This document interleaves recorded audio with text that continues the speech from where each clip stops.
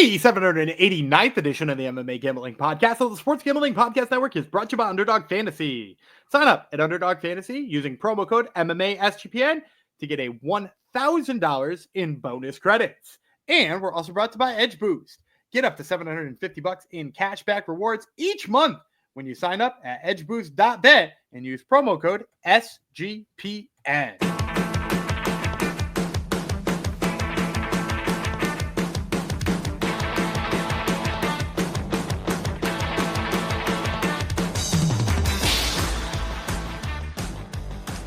Howdy-ho, Degenerinos. Welcome to episode 789 of the MMA Gambling Podcast on the Sports Gambling Podcast Network, dedicated to the guy who shouted out Gumby, who recognized Gumby at LFA on the weekend. Someone yelled, "Hey, Gumby," because Gumby's a star now. He can't go out in public.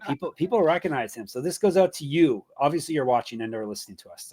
So thank you for making Gumby feel important. But you didn't do it in front of his wife, unfortunately. Yeah, that would have made him... I guess that would have been a good thing. I don't think I have to win any points with her. She's married to me. You always have to. No, it never. It doesn't stop. Anyhow, I am one of your hosts. So what's my new name, Gumby? The Alpha Bald Guy, Jeff Fox. Alpha Bald Guy, Jeff Fox. Yep. And he's Gumby Reland, still with a full head of hair. For now, we'll see. He's got time. I think I was losing some of it by the time I was your age. Mine does the gray. Like I'm going gray. Yeah. Way too early. Like when the beard grows out, it's way grayer than yours. And so I get way gray early, but it's all still there. Yep. We're covering PFL today, Gumby. PFL's back. We bag on it a lot, but we get a lot of views and downloads for PFL. So I'm glad it's back for that reason. Can I go to bat for PFL for a quick second? Yes, please. I won't go to bat for Don Davis. I think that guy's an idiot. But it seems like every time he opens his mouth on Twitter, it's to say the dumbest thing he possibly can. Did you catch when he said he doesn't watch MMA or MMA? That's the classic one. Yeah. And then also later in that interview talked about how owning an MMA promotion had been his lifelong dream. And I was like, come on. That adds up. That adds up for sure. That's very confusing, sir. But yeah, I will go to bat for that guy. But I will say, so they bought Bellator. Mm-hmm. Screwed all the fighters. Screwed all the fighters. That was bad. Did this thing where they turned down the value of their tournament by 50%. It's no longer $1 million tournament. It's a $500,000 tournament. And, all of those things are bad things. But let me tell you that my favorite part of all of this, they bought Bellator because it was a failing promotion and its ideas were bad. And then immediately reverted back to the program that Bellator had been using at the very beginning. Yeah, you're not complimenting them then. No, but I am, because here's the thing. I liked early Bellator. The early Bellator tournaments it was fun. Were a great time. They were fun. People like tournaments. People like to see if I look at the bracket, if this guy wins, he's going to fight this guy. If this guy wins, he's going to fight this. I love that kind of stuff. I hated their season format, where they're if you knock them out in the first round, it's quick six. I hated the quick six. I hated the quick six graphic. I hated the quick six numbers. They did some shady stuff too, getting certain. Oh yeah. Remember when they took points away from somebody once, or what was it to get? It was to get Burgos in the playoffs, right? Shane Burgos. Yeah, I think they did something kind of skeezy. They said that a guy didn't fight really hard because he was fighting one of his friends, and if he won a decision, he was and they took his points away so that Burgos could be in the tournament. All of that is shady. But I love a tournament. I love a tournament that I can see who's going to fight next, and we now know the schedule, because that was our complaint about early PFL, right? Is they were like, well, we're going to, it's a regular season, just like every other sport. And we're like, oh, cool. Who are they fighting next? And they were like, well, we haven't decided that yet. And it's now at least it's set in stone. We can see who's fighting. There's an alternate fight. There's not 2 alternate fights. There's not 3 alternate fights. There's an alternate fight in every division. And I like that about it. Yeah, there you go. Gumby has laid out how PFL is running now. It is a tournament. You don't have to get out your calculators and figure out, figure out who's going to qualify. You can't lose your bout and then still make the playoffs, and you're not going to have the same people fight each other multiple times too, which was a bit of an issue with the roll format too. You would end up getting rematches of fights that you just happened the last event, stuff like that. So this is a straight tournament, and we're going to start breaking it down. It doesn't start. Here's the bad part. It doesn't start for a couple weeks though, so you're gonna have to wait. But Well, depending on when you're listening to this, you might have waited. And this could be tomorrow. If you waited, it's starting tomorrow, April the 3rd. All right, we're going to give you more info after. I remind you, if you haven't already, grab our app in the App Store, SGPN MMA. Search that, get our app. It's got all our picks, all our podcasts, obviously, since we are a podcast network, all of our articles, all of our giveaways, all good stuff. So SGPN is the place, is the thing to search for in the App Store, as I butcher the ad read again. All right, today we are doing 145 pounders, right?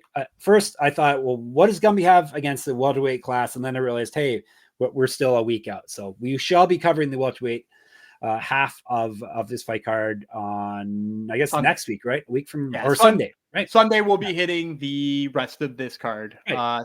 And rather than break down in prelims and main card, we thought this was a better format for you guys so that you can, focus just on what the tournament will look like in one division. Yeah, good idea. We didn't. Gumby figured it out because Gumby's smart. So I just go along for the ride. So they're at a new spot too. Orlando, Florida. It's not a new city. A new spot though. They're at Universal Studios, Florida, is where they are covering, or they're having this here tournament, the start of the tournament Thursday, which is another good thing. I hope, are they sticking with Thursdays this year? Do you know, or are they going to be all over the place again? I don't know. They've sent me about 700 press emails. Oh yeah. And I don't have the time to read them. They know you're a big fan. They know you're a big fan, Gumby. Thursday, April the 3rd, 7 p.m. ESPN 2. So they get to go on big ESPN, but UFC doesn't nowadays.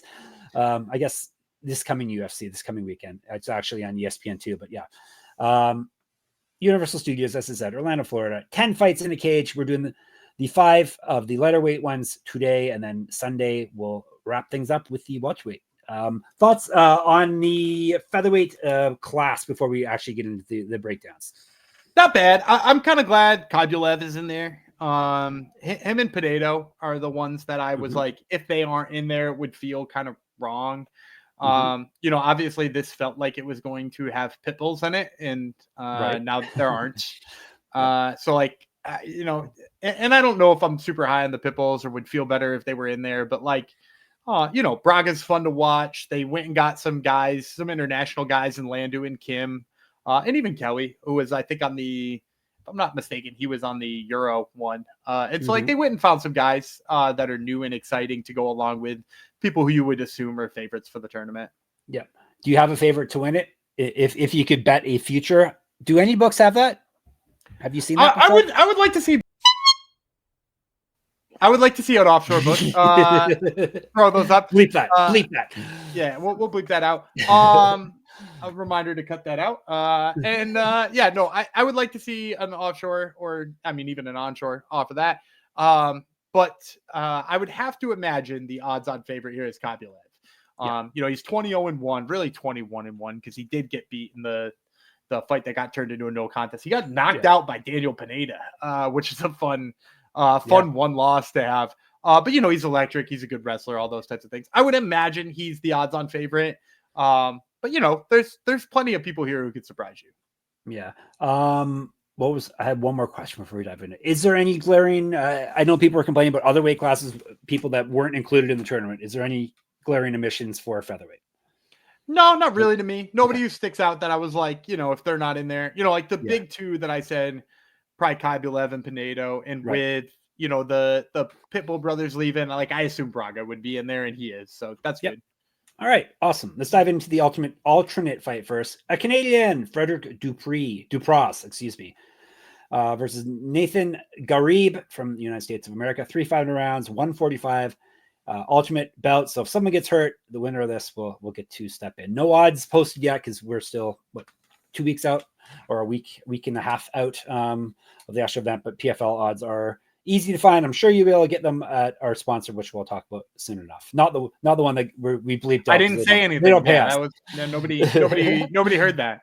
Nasty Ghareeb is 10-3, 6 knockouts, 2 submissions. He's been knocked out once. This is his debut in PFL. He's gone 4-1 over his last 5, including winning his last bout. 0-1 in Bellator. Multiple region shop chips on his mantle. Correct. Get a shirt, get a gear, get a merch. sportsgamblingpodcast.com/store. Try the code MADNESS. He used to fight at 155 and 150, and he's got 4 inches of reach over Dupras. I want to call him Dupree, but it's Dupras, right? And Dupras. Right? Is he from Quebec? He's I mean, that name looks French Canadian. It does. It does to me. Yeah. Dupras is 8-1 with 8 submissions. He's been knocked out once. He owes us rounds. This is his debut as well. He's won 6 straight fights. He's not lost since August of 2018. Used to fight at 135 and 150. I don't know. Something's going on with his 150 weight class. An inch of height over Ghareeb. Yeah, I think Dupras is probably going to be a huge favorite. He has got, I mean, what did you say? 8-1 is a pro? Yeah. And it's all 8 submissions? And I think one of them is in the second round. Like, he is a crazy finisher. So I'm going to guess he's like negative 500, maybe higher than that. You probably get Ghareeb at like plus 400. And I'm going to take a big swing on Nathan Ghareeb. Yeah. Of course you are. I really like Nathan Ghareeb here. Look, you mentioned 4-1 in his last 5 fights. His only loss is Larry and Douglas. Good loss. And worth mentioning, he was a favorite against Larry and Douglas, which, by the way, we catch big on this show. So always make sure you listen to our takes on Larry and Douglas. But in that fight, I had a Larry and Douglas ticket. I was all in on the guy, and Ghareeb made me scared. He backed Douglas down for the better part of the first round. He landed big shots. It looked like he hurt him once. And like, he's got somewhat decent wrestling. Good enough to defend. The only time he's kind of been caught in submissions is when he initiates the wrestling, which I do not think he will do it all in this fight, because I think he's a much better striker than Dupras. He's also, sort of buttoned up his training camps. I know he used to, this is going to make you think I'm a homer, but like, he used to train around me, like at some of the gyms, like close by, with a couple of guys I know. And like, I'm from around here somewhere. He's going to train at American Top Team. He's down there in Florida full time, training with their pro team and stuff like that. So like, he is getting better wrestling training than he ever was before. And if you watch Dupras, this guy is not good on his feet. He's one of those guys who looks kind of scared to be striking at any point in time, but he's so deadly when he gets to the mat. Like, if he can pull you into guard or anything like that, he's really. I just don't know that he'll be able to do that against Ghareeb. Ghareeb is, he's physically strong. And like I said, he was tagging Larry and Douglas. So if Ghareeb comes in here as an underdog, especially as a big one, I'm all for it. You're just leaning into the stereotypes that French people don't like to fight, Gumby. That's all you're doing there. That's all you're doing. Saying he looks scared Canadian. On the feet. He's Canadian. He's French Canadian.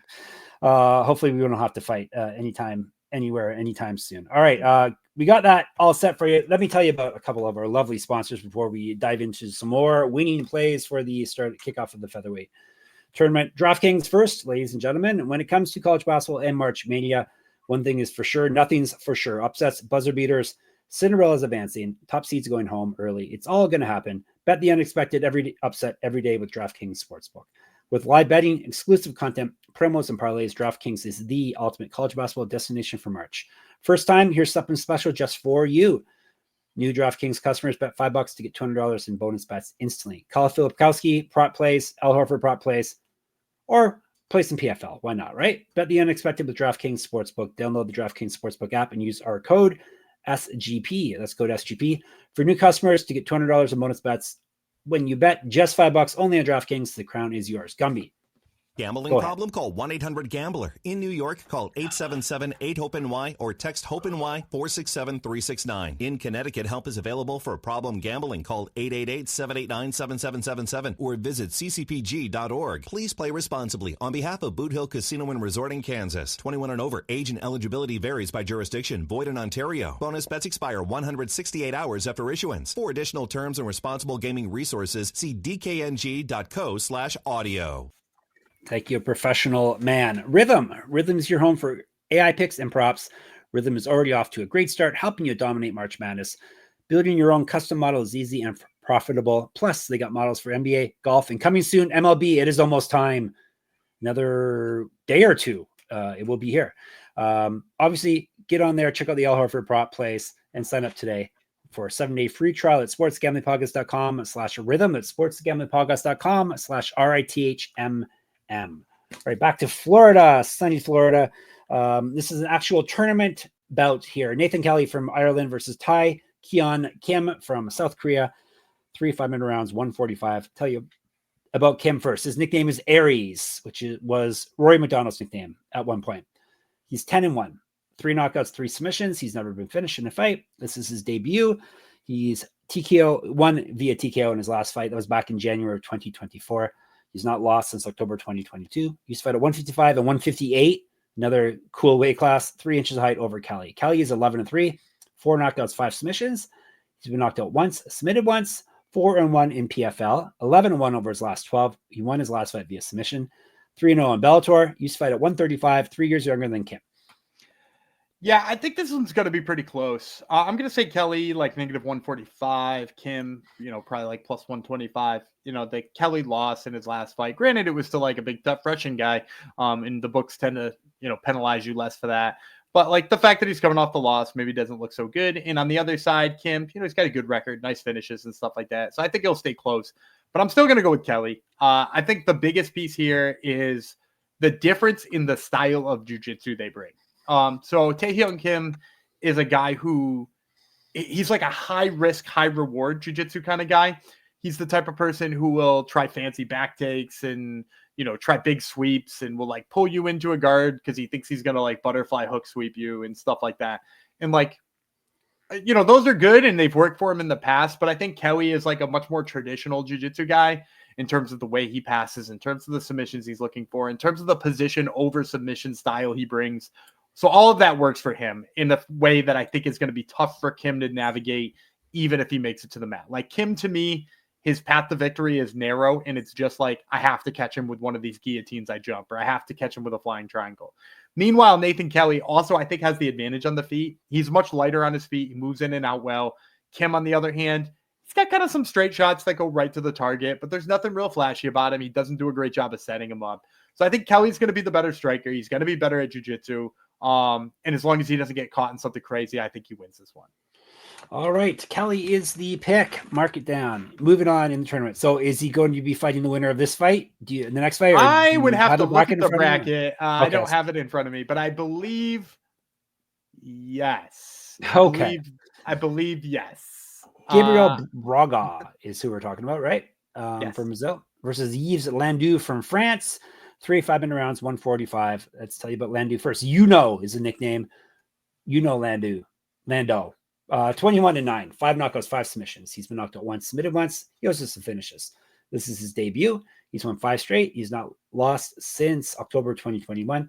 He went 6-1 in Bellator. He has multiple regional championships on his mantle. Correct. Get a shirt, get a merch, sportsgamblingpockets.com/store. Try Madness at the checkout as your code. Use Fed at 155.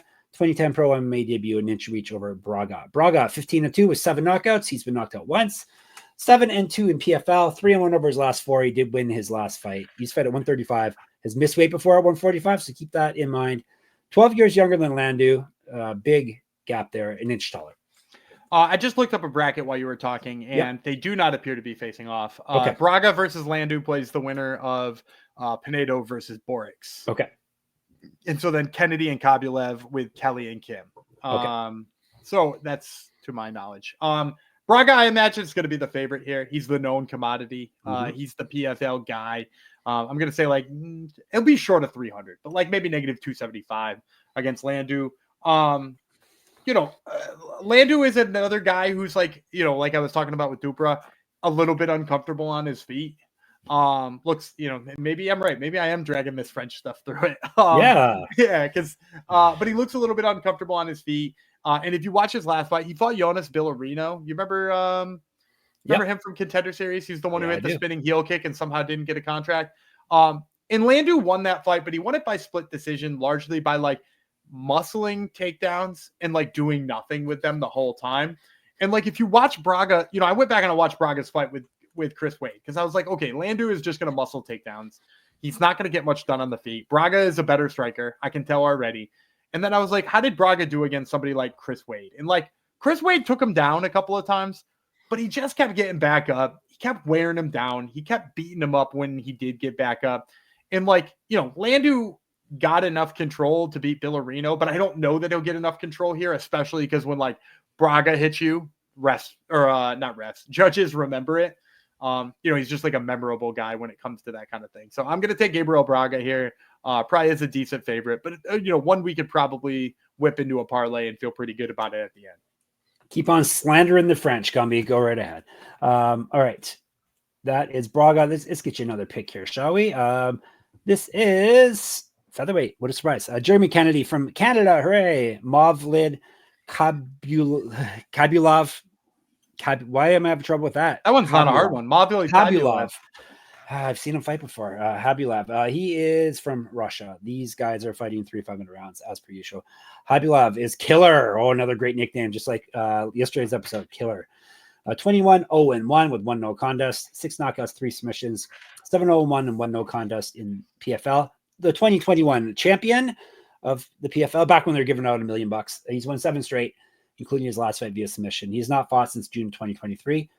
He used to fight at 155, so up a weight class. I think 135 as well, down a weight class. 2011 pro MMA debut, 1-0 as a pro grappler.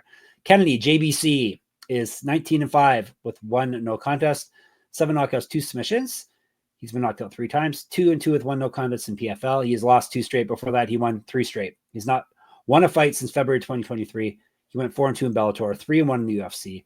He's regional champ, or was. He used to fight at 155 as well, at 135. 2013 pro MMA debut, 0-1 as a pro grappler, 2 years younger than Khaybulaev, 5 inches taller, an inch of reach. I think Khaybulaev, massive favorite. Love Jeremy Kennedy. I've interviewed him a bunch of times. Good dude. But Khaybulaev, I mean, like, 1 loss where he got caught against Daniel Pinedo, and that's pretty much it. And he's looked so good other than that. Like, he's the one with the flying knee knockout of Damon Jackson where it looked like it killed him, right? Am I remembering that right? Possibly. Yeah, I want to say I'm right about that. I think it was Damon Jackson or somebody similar to Damon Jackson.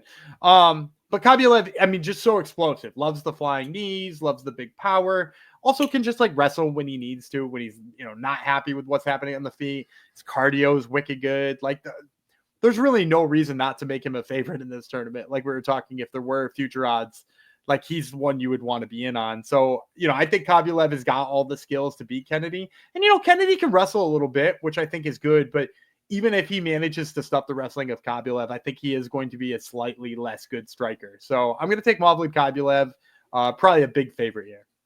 You threw a wicked in there too, Gumby. The Boston. Oh, yeah, wicked. Came out just a bit. Wicked. All right, before we get to the last fight of the first round of this tournament, let me tell you about Underdog Fantasy. It is time, ladies and gentlemen, for Gumby's a bonus Underdog Pick'em. Underdog Pick'em, you can play any sport and win up to 100 times your money. I'm going to take the higher than on the projection for Karl Towns' points, rebounds, and assists. They're going to be playing the Mavericks, and I'm not sure that anybody plays for the Mavericks anymore. No. In terms of injuries, trades, and whatnot, it seems like they show up every time with a crew they found playing pickup basketball out back. And so you have to imagine Karl Towns is going to blow that to smithereens. So give me the higher than on Karl Towns' points, rebounds, and assists. The Mavericks had 10 players out the other day when I was, I think for Sunday's game, when I was trying to pick bets to make. I'm like, okay, not playing the Mavericks for sure. All right, I'm gonna give you the play. Sign up with the code MMASGPN to claim your special pick and first time deposit offer up to $1,000 in bonus credits. Underdogfantasy.com, promo code MMASGPN. See, I get the code right there. It's at the end of the show. I always forget for some reason. All right, Edge Boost. SGPN is partnered up with Edge Boost, the premier Visa debit card for bettors. An Edge Boost card allows you to avoid the hassle of having your card denied at the sportsbook, DFS site, sweepstakes site, racetrack, or casino.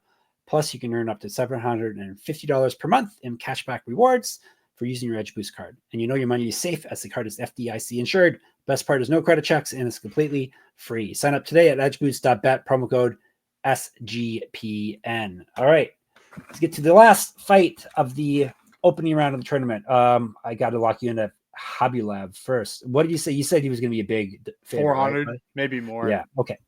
Got it. You're locked in now. Pinedo versus Borics, a good fight. Co-main event of the card.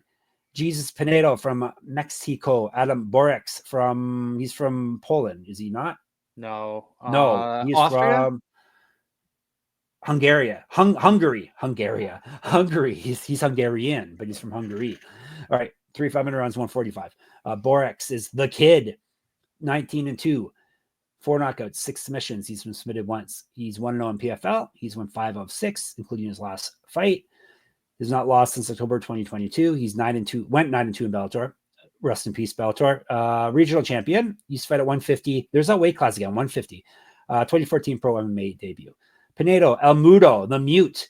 I still want you to have him on your podcast and see if he really is the Mute or not. He's 23, 6-1, 14 knockouts, 4 submissions. He's been knocked out twice, 3-1 in PFL. He's a 2023 champion, or was. 3-0 over his last 3. Obviously, all of those came via TKO. He's not fought since November 2023. He went 1-1 in the UFC. He's got multiple regional championships on his mantle. Correct. Get a shirt, get our merch, sportsgamblingpodcast.com/store madness. Try that code at checkout. He's fight at 155, 2013 Pro MMA debut. 3 years younger than Borics, an inch of height, 3 inches reach. Yeah, so I'm going to imagine Pinedo comes in here as a favorite. I'll say, Borics has got a nice resume behind him. So maybe something like -180, plus 155, 160 on Borics. And I'm going to go favorite. I'm going to go Jesus Pinedo. You said Jesus Pinedo. I said Jesus. Pinedo. Yeah, it's I took our Lord's name in vain. Yeah. I'm going to take Pinedo here. The big piece for me in this one is I went back and I watched Borics fight with Nads Burnell, and just Burnell just walked him down and was landing strikes and kept backing up Borics. And Mads Burnell is about 1/8 as good at doing that as Jesus Pinedo is. Pinedo is just so good at getting in your face, forcing you back to the cage, letting go, punishing you for trying to circle out the wrong way. And Borics is, to me, is just he's a little bit tentative on his feet when he has to backpedal. And I think Pinedo's going to make him do that a lot. And yeah, he has some big wins, right? Everybody remembers that he's the one who he knocked out Pico, right? Aaron Pico. I think so, yeah. Yeah, I want to say a flying knee or some crap like that. And when he's being hyper aggressive and moving forward, that's great. But I don't think he'll ever have the room to move forward in this one. Pinedo just doesn't take a step back. Go back and watch his fight with Gabriel Braga, which it looks like we're destined for a rematch. You said we weren't going to get any rematches. Look at that. Oh, yeah. Pinedo versus Braga, second round. If they both win, rematch it on up, which is great. Glad they planned that. But yeah, if you watch his fight with Braga, he is a guy who doesn't take a step back, even when the guy he's fighting is a hyper aggressive striker. So, Borics is not that hyper aggressive striker, but sort of needs to be in order to get it going here against Pinedo. I also think even if he wants to get a little bit of that takedown game, the backpedaling is going to nullify it. And Pinedo has shown really good takedown defense. You could point to some of the guys he fought and root to that title. And, it all held up against some pretty tough guys. So I expect Pinedo's takedown defense to hold up here against Borics. And I also expect him to just back him up and pick him apart. All right. Gumby expects a lot out of you, Pinedo. Don't make sure you come through. All right. Don't you go away, ladies and gentlemen. Let's recap, and Gumby will give you. Actually, no, we are not giving anything. Nothing today, because we're going to give you the other half of the card on Sunday. Pinedo, Khaybulaev, Kelly. Who did I miss? Braga. I missed Braga, and Ghareeb. I had Braga down there. I missed it. So once again, Pinedo, Khaybulaev, Braga, Kelly, and Ghareeb. Boom. You're all set for half of the PFL tournament. Like I said, Sunday will be the other half for you. You can check us out in the Discord, sportsgamblingpodcast.com/Discord. You can check us out on the YouTube, MMA Gambling Podcast. You can check us out on Twitter at SGPN MMA. He's at Gumby Vreeland. I'm at Jeff Fox Writer. Check me out there on Instagram, same handle. Check out my Substack, muddymma.substack.com. Enter my free UFC pick'em contest for this weekend. Check out Gumby at Top Turtle MMA Podcast. Who's on it this week, Gumby? We're talking to Vince Morales with his quick turnaround. He's talking about why he chose to do that. And we're talking to an absolute legend in the MMA world that all you old heads will remember, and that's Vladimir Matyushenko. There you go. So check all that out. And of course, you can check us out at sportsgamblingpodcast.com, sportsgamblingpodcast.com/store. Try Madness at checkout, sportsgamblingpodcast.com/Patreon for some extra content. And the code is MMA SGPN at Underdog Fantasy. I remember this time. We'll be back tomorrow. Almudo, Jeff Fox, the kid, Gumby Vreeland. We'll talk some UFC. Bye-bye.